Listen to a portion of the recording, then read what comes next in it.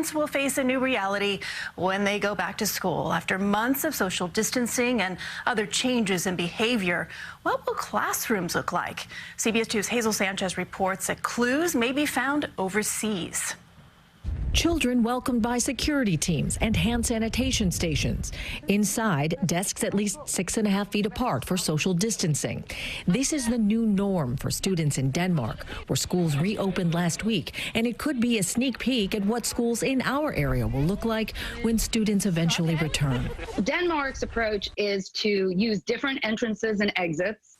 They're not having any parents come through into the school. Education expert Dr. Aronian anticipates local schools will reopen with heightened biosecurity measures, similar to those already being used in Denmark and in Taiwan.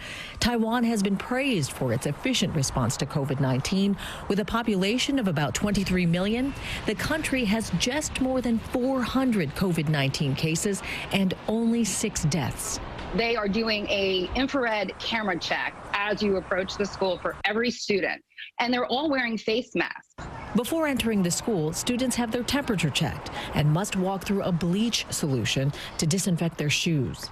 Students put up plastic partitions at their desks when they eat lunch, which is the only time they're allowed to remove their masks.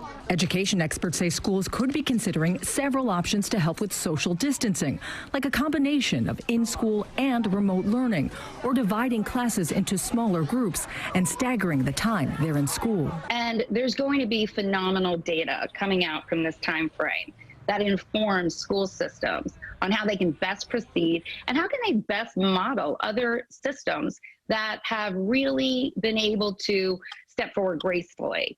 And beyond that, officials must also think about how some students will get to school. More school buses may be needed for students to maintain a safe social distance apart.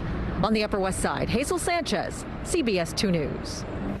You can find resources for home learning on our website, cbsnewyork.com.